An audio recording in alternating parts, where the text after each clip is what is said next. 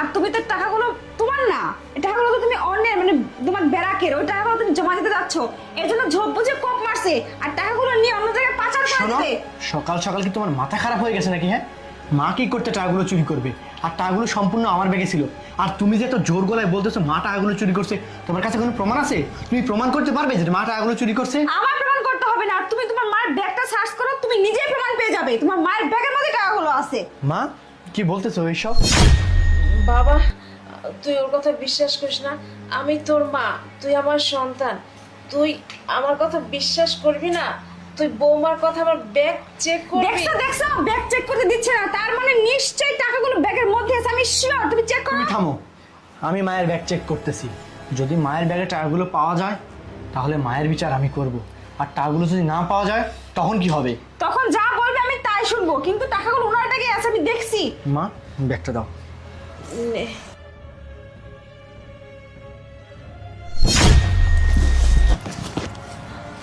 আরে টাকাগুলো তো ওনার ব্যাগেই ছিল, তাহলে টাকাগুলো কোথায় গেল? আমি তো কিছুই বুঝতে পারতেছি না।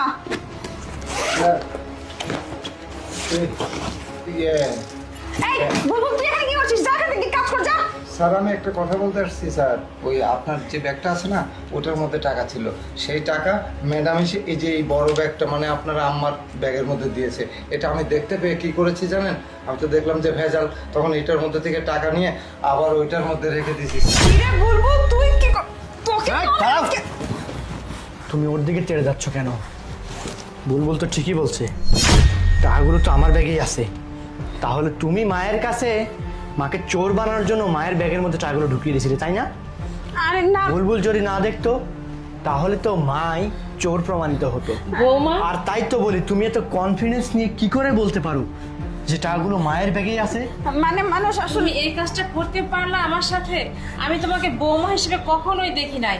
আমি নিজের মেয়ের মতো দেখে তোমাকে এতটা ভালোবাসি, তার প্রতিদান তুমি এইভাবে দিতে পারলে? চুপ করুন মা, আপনার জন্য আমার জীবনটা শেষ হয়ে যাচ্ছে। আপনি বাড়িতে আসার পর থেকে আমি কোথাও যেতে পারি না, কিচ্ছু করতে পারি না, নিজের স্বাধীন মতো চলাফেরা করতে পারি না, তো কি করবো আমি? চুপ করো তুমি। মা তোমাকে স্বাধীনভাবে চলতে দেয় না।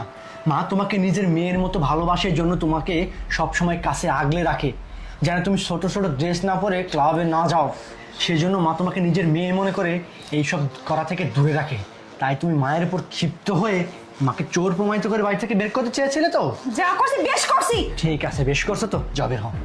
কি বলতে চাচ্ছ তুমি? যাও, বেরিয়ে যাও এখান থেকে। তোমার মা যদি আমি কোনো কথা শুনতে চাই না, তুমি এখন এই মুহূর্তে বাড়ি থেকে বেরিয়ে যাবে। ঠিক আছে, আমিও তোমাদের সবাইকে দেখে নেব। ঠিক আছে, যাও তুমি।